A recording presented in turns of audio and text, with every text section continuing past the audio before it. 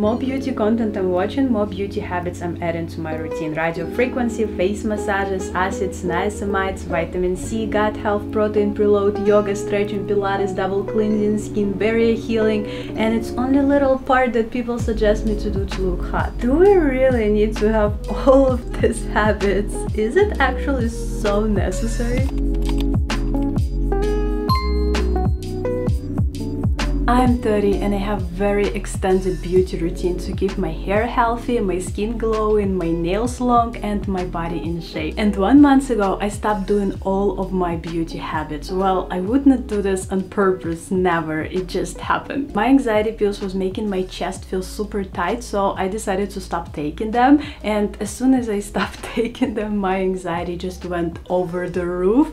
I could not focus on anything, and the last thing I wanted to think about is how to do my beauty routine. And it's crazy. Yesterday I looked at myself in the mirror and I realized that I look 10 years older.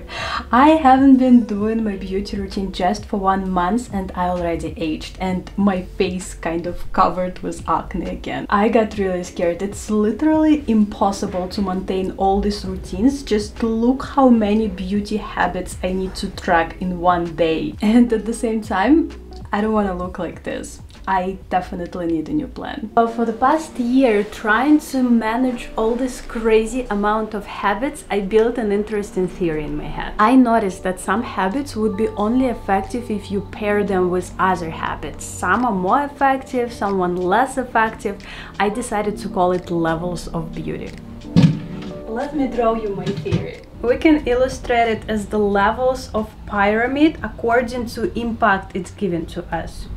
Yes, I'm not a great artist, but whatever. It's going to be 4 layers. The first and the most important one would be health. The older you become, the more effort you have to put into this aspect. If you're 18, you can put 0 effort. You can even go minus with all these like crazy parties and no sleep nights, and you will not see so much effect. After 25, you're already noticing that something is odd. After 30, you already know that after bad sleep and after alcohol, you're not gonna look beautiful in the morning. And older you become, less bad thing for your health you can afford to do without losing your beauty. This level include level of activity, sleep, stress levels, posture, and diet. This can solve 80% of your beauty problems. And when I say 80%, I mean it. Saggy skin, increase your activity level and fix your posture. Bad skin quality, activity level and diet. If you're overweight, combine activity, diet and posture together. We all know that, we just wish for easier solution. The next level is self-care. This is the most basic stuff. If your skin feels dry, you apply lotion. If your hair feels frizzy, you apply oil. I would also add sunscreen here because I consider it as the basic self-care as protection from the sun. If the health was 80% of our beauty, self-care is only 5% of our beauty. It's super cheap, it's super basic, and it's not taking a lot of time. Level number 3 is home invasion. Red light therapy, radiotherapy, scalp massages, gua sha, face massages, microneedling, hair oiling, deep moisturizing masks, dry massage. All of this is home invasion. This is not necessary, but it's something that makes you feel younger than your age. This is something that we see all over the internet.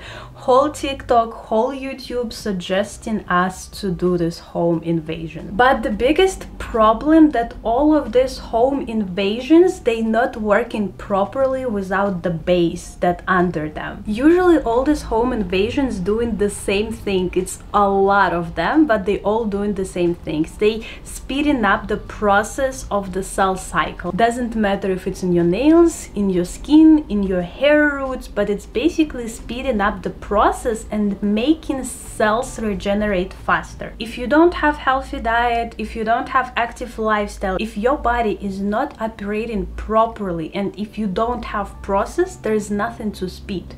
You need a base, and then you need to add a booster to speed up the process. You can spend a lot of time and a lot of money for this extra boost, and you will not get results that you expect because you don't have healthy base. And the last step is clinical invasion. This is something super extra, and I would say you need it when you want to fix like a certain problem that can't be fixed anyhow else, like removing the mole that you don't like on your face, or removing this post-acne holes. When you have crazy acne, sometimes it gives you weird texture, and the only way to remove this texture is actually go to clinic and do some peelings and some laser. This last two things is only 15% of all beauty. They can be very effective, but it's only 15%. And the problem is that we get advertised this last two levels as the solution for our problems, when it's not solution. It's just like a patch on top of a wound that's not healing it. It's just like covering it. Let me give you an example. If you have a bad posture and you have very bad activity levels in your life, you start getting saggy skin. Then you go to clinic and you do facelifting, and your saggy skin is going away for a while.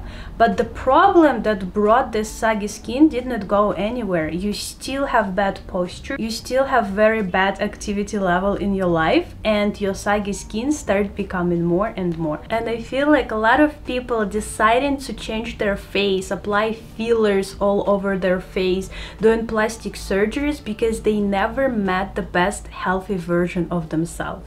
I feel like if some people, instead of doing these plastic surgeries, would go to the basics and actually find and meet this best version of themselves, they wouldn't wanna do this plastic surgery. I'm not against plastic surgeries and like clinic procedures, nothing like this. I'm just saying that a lot of things would be solved if we would go to basics. Have you heard of Pareto principle? For many outcomes, around 80% of consequences come from 20% of causes. In other words, a small percentage of causes have an outsized effect. Most of my beauty habits are in this 15%.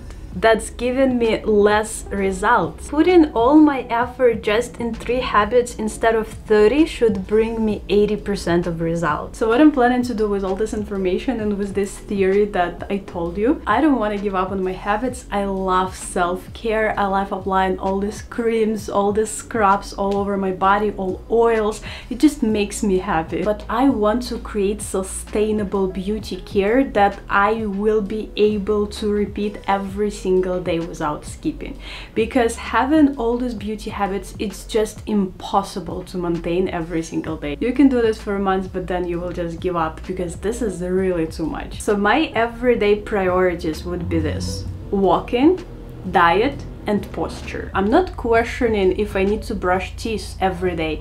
I'm not questioning if I need to wash my hair. It's just happening. It's just core thing that we usually not questioning in life. And I want walking, diet, and posture be these core things. I don't want to feel weird about this and that I need to push myself to go walk. No, walking is just my life. I noticed that when my anxiety went up, I kept repeating one phrase, that I want to live normal life like normal people, because in my mind, what I had, that walking, taking care of my health, eating healthy is not how normal people live in. In my reality, normal life was eating chips, hanging out with friends, partying all night, having fun, drinking alcohol. This is like how normal people live. That's what was in my head. And if some people were taking care of their health like extremely, and they would like go to the gym every day, that would be extra. This is not normal. This is extra. I have to change this, and I have to rewire my brain and become a health-oriented girl.